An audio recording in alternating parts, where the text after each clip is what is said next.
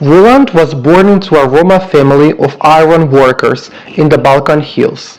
His first memories were fire. Sparks flying into the air like shooting stars, the sound of a hammer striking metal again and again, steady as a heartbeat, the glow of the forge that lit the faces of his father, his uncles, the whole line of iron men who had come before him. He never cared much for books. At school, a teacher once told him, "The Roma have no history, they only have stories." Roland had sat there silent, but inside he burned. He left school soon after. When he told his father what the teacher said, his father replied, "Then let our stories be stronger than their books." So Roland grew with stories, with people, with memory. He became wise not from classrooms but from listening. He could sense grief before someone spoke it, anger before fists rose, joy before laughter burst out. Neighbors came not only for hinges, horseshoes, knives. They came for advice, for comfort, for peace when tempers burned too hot. Roland listened with patience, and people left lighter. The world outside said the Roma were lazy, thieves, ruthless, but Roland carried Romanipe, the strength of being Roma, as his shield. He showed it in how he remembered, how he kept silence when silence was needed. His knowledge was not in dusty shelves, but in his body, his fire, his community. Roland thought his life would stay the same forever. Fire, people, streets, community. But one night, everything changed. He was finishing horseshoe for a neighbor. The iron glowed bright orange, then almost white. He stuck it with the rhythm he knew better than his own heartbeat. But that night, the sparks did not fall, they rose. At first, Roland thought it was his tired eyes, but no, the sparks climbed, twirling together, gathering above the anvil, more and more, until they formed an arc, a doorway. Silver light shimmered, glowing in the smoke. The air smelled not of iron anymore, but of chalk and old paper. Roland stepped back, hammer still in his hands. His chest pounded. He had seen strange things before, dreams that warned him of storms, flames that whispered shapes, but never this. The doorway pulsed like a living heart, and then Roland felt it, a pull, gentle but strong, tugging him forward. "Nah, not me," he muttered, planting his feet, bracing against the anvil. But the forge melted away. The arc widened, the smoke, the fire, the walls, all gone.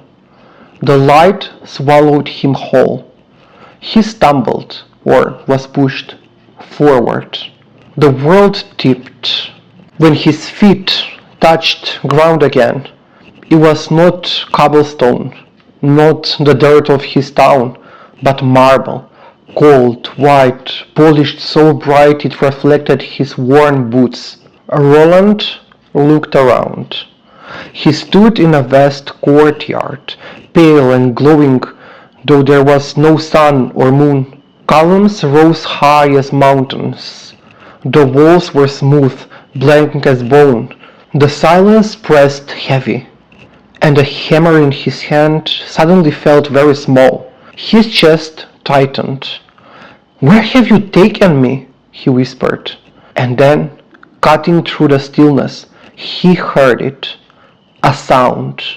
Human, alive. A violin. A single note. Trembling but tender. Roland followed the violin. Each note shimmered strangely in that cold courtyard, out of place, as if someone had smuggled in a secret. At the center, he saw her. A young woman stood there, slim, dark hair tied back, a violin case across her shoulders. In her arms she carried books that glowed, as if filled with fire files. Their light lit up her face, proud, eager, alive. When her eyes met Roland's, she did not look afraid. She looked like she had been waiting for him. "Hello," she said brightly. "I am Romana. You look lost." Roland tightened his grip on his hammer. His voice was steady but low. "A moment ago I was in my forge. Now I stand in this white place. What is this?" Her smile grew, full of certainty. "This is the White Academia, the most important university. Here Roma are studied, remembered, written into history. At last, we are preserved." She lifted one glowing book. The cover was blank, but light poured from inside it. "Look," she said, "I am learning everything about our people. Soon I will become a scholar. Then I will tell the world who we are." Roland's eyes narrowed. "Tell the world who we are? But, Romana, do we not already know? Do we not carry our memory inside us? Is that not enough?" Romana hesitated only for a moment. Then she nodded quickly. "Yes, of course, but memory fades. Here it is written forever. Here it is safe." Roland glanced at the marble walls. They gleamed white, cold, silent, too silent. His chest tightened. He muttered, "Safe." But the world felt heavy in his mouth. She adjusted her violin case, hugged the books. "Come," she said eagerly. "I will show you. You will see the good that has been done here." Roland looked behind him. The archway was gone. There was no road back, only forward. So he followed her, and together they walked to the first door. The door cracked open like a stage curtain. Inside, candlelight and smoke.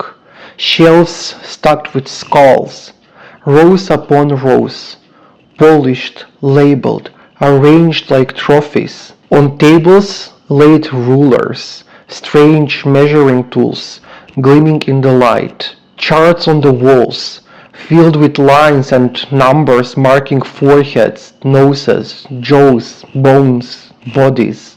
At the center a man stood, wig powdered, coat velvet. He turned toward them, smiling like a priest giving blessings. "Ah, welcome," he said, holding measuring tools. "You arrive just in time to see the wonders of reason. At last, we bring the gypsies into the light of knowledge." Romana's eyes widened. "Roland, do you see? This is history, the age of science. Finally, we were studied seriously." The man raised a skull high. "Observe, smaller heads, heavier jaws, receding foreheads. Proof of primitive nature, proof of laziness, proof of dishonesty." He tapped the skull with his measuring tools. "They are wanderers by instinct, thieves by nature. They are not fit for civilization. Such is the truth of measurement." Romana nodded quickly, as though repeating what she had been taught. "They sought to understand us, to classify, to know." Roland's stomach turned. His grip on the hammer grew so tight the leather handle cracked. His voice came deep like thunder. "Where is the laughter here? Where is the song? Where are the hands that held each other through winters? The hearts that carried children through fire? You measure bones and skulls and call it truth? But truth is not in skulls, it is in the living." The man's smile faded. "Emotion clouds reason, sir. You are too close to your subject. It is we, the outsiders, who see clearly. You, Roma, cannot." Romana turned to Roland, her voice soft, unsure. "But if they were impartial, then why did their words cut us so deeply?" Roland looked at her with fire in his eyes. "Because they were not impartial. They were conquerors in wigs, using measuring tools as weapons. Their reason was not reason, it was a cage." Then the skulls on the walls began to crack. The white scholar clutched his tools like a cross, fear on his powdered face. Romana whispered, almost to herself, "I thought it was knowledge, but it was violence dressed as light." Roland nodded once. "Now you see." Romana shivered. Her glowing books dimmed for the first time. She turned to Roland, voice trembling. "Will the next room be the same?" Roland's gaze was heavy, sorrowful, but he did not answer. The door opened with a groan. At once the air changed. It was thick, bitter. It stung the throat. The smell was ash. They stepped inside. The room was darker than the last. Endless row of filing cabinets stood tall, stretching into the shadows. On every drawer was the black eagle. Above them, on the wall, a mural spread across the ceiling. Chimneys, painted smoke rose into the air, drifting as if alive. At the center of the room stood a man in black uniform. His boots shone like mirrors, polished with cruelty. On his desk before him were piles of files and photographs. His gloved hands moved over them with chilling care, as if arranging a harvest. When he spoke, his voice was cold, each word sharp as blade. "The gypsies are vermin, plague, infection. They do not belong to the racial body of the nation. And so science commands it. They must be removed, sterilized, confined, eliminated. This is efficiency. This is order." He trapped a file marked Tsigoina. Observe, records exact, measurements neat, death counts tailed. This is science in its purest form. No emotion, no mercy, only necessity. Romana froze. "Roland, I have seen files like this in archives. They told me they were evidence, that they preserved memory. I thought they were proof of what happened." Roland's silver beard caught the dim light. His eyes burned. His voice carried grief like thunder. "Proof? These are not proof of our lives. They are proof of their power. These files do not carry the voices of the dead. They carry only the calculations of murder. They tailed bodies like livestock. They called genocide science." The officer's face stayed flat, unbothered. "History requires order. Science is inevitable. You are too close, too emotional. We had clarity to act when you would only weep." Romana's voice broke. Her tears fell. "Clarity? You slaughtered children and called it clarity? You tore families apart and called it order? I believe the archives were neutral, that at least they bore witness. But they are not witnesses. They are weapons." Roland stepped further, but his voice was steady, fierce. "You murdered my people, and then you called it reason. You erased their names, and then you called it record. You built crematoria, and then you called it efficiency. This is not science. This is genocide written in ink." He struck his hammer on the ground. The sound rang like a great bell. The filing cabinets shook. Drawers burst open. Files spilled. Ash poured from them, covering the officer's polished boots. He choked on the ash as it rose around him. Romana fell to her knees. "Roland, how can I keep walking in these halls when every step I take leads to death?" Roland knelt beside her. "Because someone must. You must say the words they refuse to say. Someone must name the violence, even here." Romana wiped her tears. Her fire was not gone. It had changed.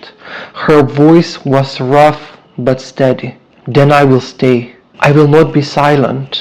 She looked at Roland and said, "Come, the next room waits," and she led him onward. The next door opened without effort. as if it was proud to show what lay behind it. The smell of paint and perfume drifted out. Inside was a long gallery, bright and colorful, like a festival frozen in time. Paintings covered the walls from floor to ceiling. Roma faces everywhere. Women wrapped in bohemian clothes, their eyes wide and mysterious. Men crouched by campfires, guitars in hands. Children barefoot and smiling, though their eyes looked hollow. At the center, a white painter stood in a coat smeared with colors. He turned toward them with a flourish of his brush. "Welcome," he said. "Behold my gallery. See how I capture the gypsies in their true nature, wild, exotic, passionate, dangerous. How picturesque they are, how fascinating. Scholars admire these paintings. Audiences adore them. Without me, the gypsies would have been invisible." He showed a canvas of a Romani woman, her blouse slipping from her shoulders, her eyes painted half innocent, half seductive. Romana's eyes widened at first. "I saw some of these in textbooks. They told us these paintings were proof of our lives, of our music, of our travels. I thought they were admiration." Roland replied, "Admiration? Look closer. They painted hunger and called it freedom. They painted chains and called them passion. They painted suspicion and called it mystery. Not one of these shows the truth. Only fantasies stolen from our faces." The painter screamed, waving his brush. "Nonsense! My works are celebrated across Europe. Without me, no one would know of you. I gave you immortality. You should be grateful." Roland looked at him and said, "Immortality? You stripped our dignity, turned us into curiosities, and sold us for coins. You took our women's bodies, our men's pride, our children's faces, and dressed them in lies. That is not immortality, that is theft." Romana looked back to the paintings and said, "I thought at least this gave us pride, made us visible, but now I see, visibility can also wound. These are not portraits, these are cages with gold frames." The painter puffed his chest and said, "You are too emotional, too close to judge. Only outsiders can see you clearly. We, the artists, the scholars, we gave the world its image of you." Roland barked a laugh without humor. "Clearly. Behind your brush, you saw nothing but your own hunger. You called lies truth. You called wounds beauty." The room began to shake. On the walls, the painted women's eyes filled with tears. Their clothes darkened. The men dropped their guitars, reaching out with accusing hands. Children's smiles faded into hollow stares. Romana screamed, "They're alive and they're angry." Roland replied with steady voice, "They were always alive. Only the frame made them still." The frame splintered, canvases ripped, paint pleaded and ran like blood down the walls. The painter screamed, waving his brush like a sword, but his colors bled away. His face turned pale, blank, as if the lies had eaten him whole. Romana looked at Roland and said, "Roland, every room tells me the same thing. What they call beauty, truth, reason, it was all violence." Roland replied, "Yes, they dressed harm in fine words, in colors, in science. This is how they made it last." Romana straightened, wiping her tears. "Then let's go. There is more to unmask." The next door opened slightly, as if it had been waiting. Inside, the room looked like a cathedral, but instead of altars, the candles were shelves of books, endless shelves, climbing high into the shadows, crammed with reports, records, and files. The air itself seemed to chant one word over and over, fact, fact, fact. At the center stood a man in a long black robe. a historian. His hands rested on a massive ledger. His voice boomed, heavy and certain. The archive does not lie. Here is the truth, pure and neutral. We record what is real. Arrests, emergency reports, literacy tests. If the Roma appear only as criminals, then criminals they must have been. This is not opinion. This is fact. Around him sat faceless figures in rows of benches, like a congregation. They nodded together, scratching notes into their books without even raising their heads. With small voice, almost apologetic, Romana said, "But I was taught the archive was sacred, that without it we would have no past. I believed it." Roland replied, "Sacred? These papers are not sacred. They are garbage. They do not tell our weddings, our dances, our children's laughter. They do not tell of our songs by the fire or of our grief when we buried our dead. They record only when the state stuck us, punished us, arrested us. They preserved only the blows, not the lives. And then they dared to call it fact." The historian lifted his chin proudly and replied, "You confuse memory with truth. Memory is biased, emotional. We, the outsiders, bring clarity. Only we can define you. Without us, you vanish into rumor." With a voice between pain and anger, Romana said, "Rumor? My grandmother's memories are not rumor. The lullabies my mother sang are not rumor. Our survival is not a rumor." I see now, the archive remembered our words, but never our wisdom. It kept the blows, but erased the hands that healed. The historian sneered. "There it is again, emotion. This is why you cannot be trusted. We are impartial. We hold the record. We hold the power." Roland slammed his hammer onto the marble floor. The sound cracked through the room like a storm. "You worship the archive as if it were a god, but your god, it's only our pain. You confuse cages with evidence, violence with truth.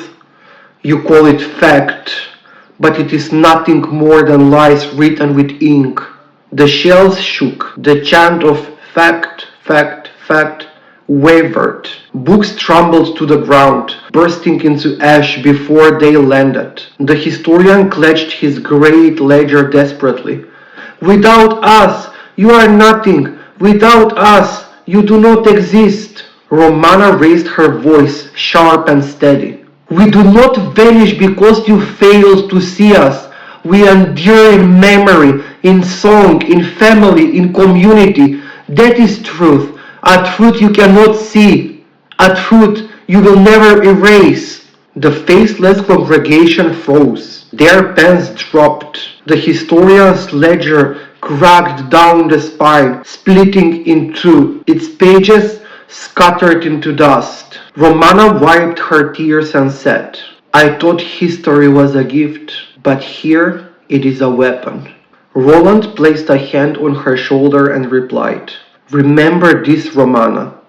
What they call fact can still be a lie, and what they call rumor may yet be truth." At the far end of the hall, a new door of light appeared. Romana lifted her chin, her voice strong.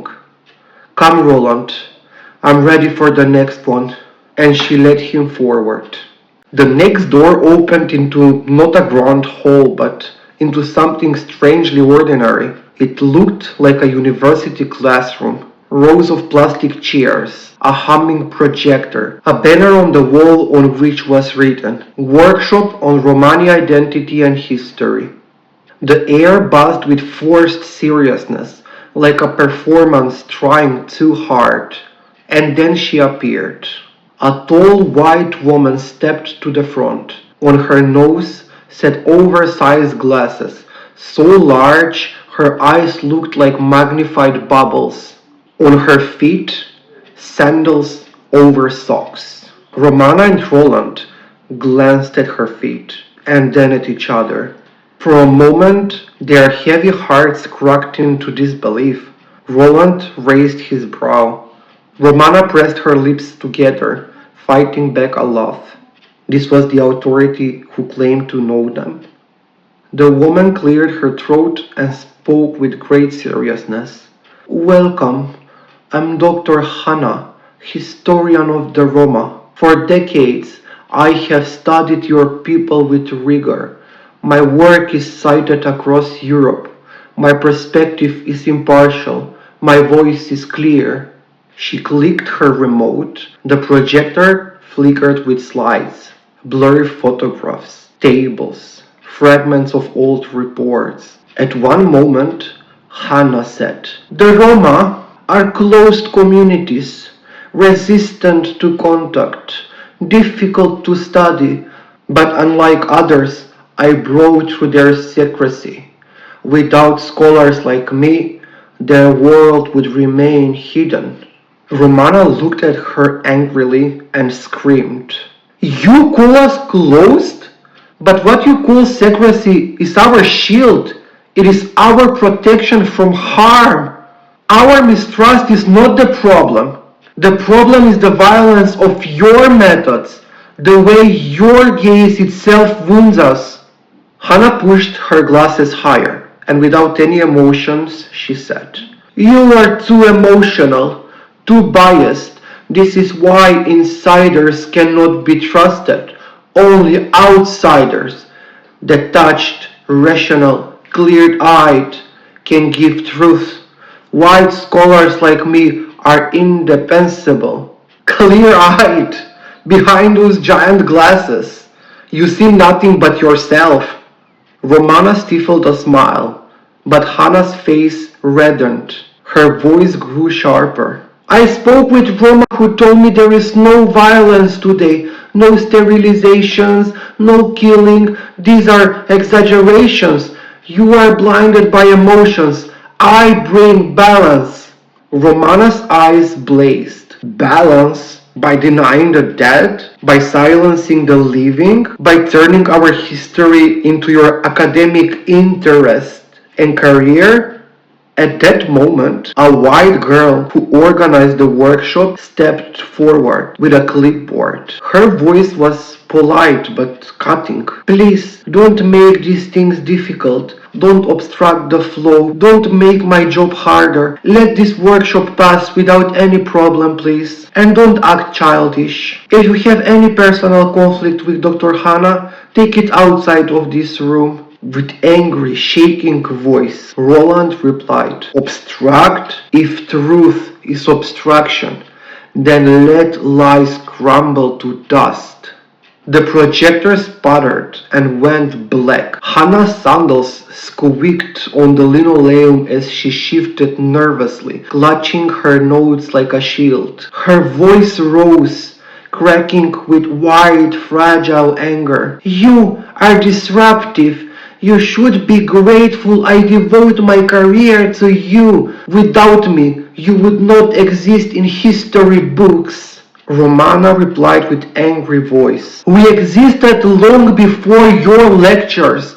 We endured before your books. What you call scholarship is violence. What you call neutrality and academic standards is denial. Denial of our pain, of our family histories." The room trembled. The white organizer slipped into the shadows.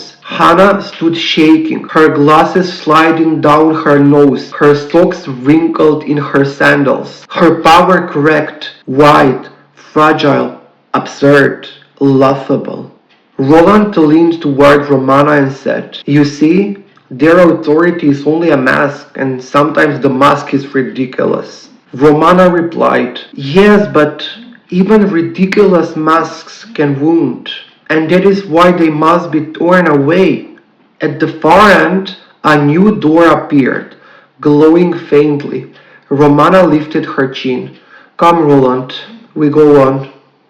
When they exited the conference hall, they found nothing but open night sky. The stars above them were brighter than any lamps inside the white academia. They shone sharp as hammered steel against the dark sky. For the first time since he had been pulled through the doorway of sparks, Roland felt the ground alive beneath his feet. It was not cold marble, it was soil, real soil. The air smelled of trees, not ink and papers. Romana turned to Roland and said, "I don't know what to do now. Everything I believed in, the archives, the professors, the lectures, all of it was epistemic violence. But this is where I live. This is where I study. This is where I'm becoming a scholar." Roland looked at her face for a long moment. He saw her father's song in her eyes, her mother's grief in her jaw, and something new, a fire that had not been there when they first met. The fire of someone who had seen the machine of erasure and refused to disappear. "Romana, the community needs you there, not to repeat their words, but to resist them, to speak when they silence you, to interrupt when they call harm knowledge. You will be the crack in their walls, the interruption in their silence. This is your work now." Romana's lips trembled. "But it will be lonely. They will try to stop me. They will call me emotional, biased, disruptive, unprofessional." Roland nodded. "They will. But remember, what they call bias is memory. What they call disruption is survival. And what they call silence, we will fill with song. You are not alone, Romana. Every step you take in the wide halls, you carry us with you." Her tears fell, but she smiled through them. "And you? Where will you go?" Roland looked toward the horizon. In the distance, faint lights glimmered. A village sleeping, a fort's chimney rising. He breathed deeply. "Back to my people, back to fire, to work, to listening. My place is there. My task is to hold the memory outside their white walls. Yours is to fight within them." Romana swallowed, her voice tight. "Then this is where we separate." Roland smiled, his beard catching the starlight. "Only for now. Journeys that separate can still meet again one day. Carry this night with you, Romana. Carry our voices. When you are tired, remember the fire we found together." Romana spoke with a voice of promise. "I will not be silent. I will fight inside the White Academia. I will not let their lies pass unchallenged. I promise, Roland." Roland lifted his hammer and held it to the stars, as though saluting the voices of his ancestors. "Good, then the fire is safe." He turned and walked toward the village lights. Each step was slow but steady, the rhythm of a man returning to the forge. Romana stood watching until his figure melted into the dark. Then she turned back. Against the sky, the White Academia loomed, its pale walls sharp and cold. She took a deep breath, her books glowing faintly in her arms. She walked toward the White Academia, not as a student repeating lesson, but as a fighter carrying the fire into their walls. Years passed. Roland grew older. His beard turned silver. His back bent a little more each season, but his hands stayed strong. Every day the forge burned. The hiss of coal, the hammer's rhythm on iron, the glow of steel, they were his music. Neighbors still came, not only with broken tools but with broken hearts. Roland listened, as he always had. He gave them peace, wisdom, comfort. His gift was not fire alone, but the way he carried memory in silence. He often thought of Romana. He wondered if she had been swallowed by the White Academia, if her fire had dimmed under its cold walls. if her voice had been silenced by their endless archives. One autumn evening, the air crisp with wood smoke, Roland sat on the step outside his workshop. His hammer lay across his knees.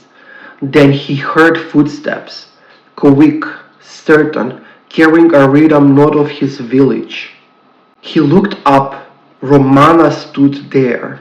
Not the uncertain girl he had first met, but a woman now.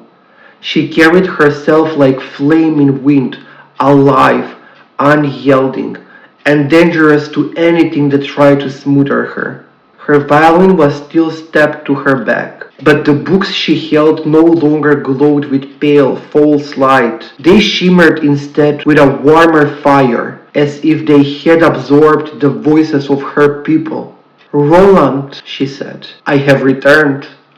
Roland replied with a smile. "Ah, so you kept your promise." Romana knelt before him, setting the books at his feet. "Much has changed. At first I was alone. They tried to silence me, to dismiss me. They called me biased, emotional, disruptive. But I refused their silence. I spoke, I wrote, and others heard me. First a few, then more. Some of them were Roma like me, caught between the community and the holes. Others were non-Roma allies who saw the violence for what it was. Together we built something new." She lifted one of her books. Its pages shimmered with words, not written in cold hands but in voices alive. She handed the book to Roland and said, "We call it critical Romani studies, a field where Roma are not objects to be studied, but scholars, humans who speak, where memory is not dismissed as bias, but honored as truth, where the wounds they tried to erase become the ground for resistance, healing, and academic work. And the community of critical Romani scholars is growing every day." Roland's chest swelled. His eyes glistened. "So you carried fire onto their walls, and it did not go out?" Romana replied, "No, it spread, and now the white academia trembles, because we are no longer silent in the rooms." For a moment, neither of them spoke. The night filled the silence with crickets, with distant laughter, the hum of fire. Roland lifted his hammer and laid it across his knees. He smiled. "Good. Our people need both. The forge outside the white academic walls, and the fire within. Memory in the village, and resistance in the academy. Together they cannot erase us." Romana pressed her hands to her chest. "You once told me journeys that separate will meet again, and here we are." Roland's smile deepened. "Yes, Romana, and one day children will walk those academic walls not as objects, but as free scholars. That is the future you are forging." From the journey of Romana and Roland, we learn that white academia, with all its marble rooms, was built not on truth, but on cages. Every room showed how Roma were measured, painted, numbered, silenced, and called it knowledge. We learned that skulls, censuses, tables, maps, paintings, and archives, all these things can be weapons when they are used to wound. We learned that what they call neutrality and academic standards were often nothing but distance, and distance meant refusing to see Roma as human. But we also learned that memory is resistance. Truth lives outside the white academic shelves, in the songs of mothers, the stories of elders, in the work of hands, in the fire of survival. One voice can awaken another and another, until silence itself breaks. Roland's hammer and Romana's violin, elder and student, memory and scholarship, tradition and resistance. Together they showed us that survival is not the end. Survival can grow into resistance. and resistance can grow into creation. The walls of the white academia, no matter how high, are never unshakable. They tremble every time we refuse silence. They tremble every time we name violence for what it is. They tremble every time we carry our own ways of knowing into spaces that tried to erase us. This is what Roland and Romana gave us, a reminder that Romanipe, our Romaniness, endures not in their books, but in our lives, and the fire is ours to carry.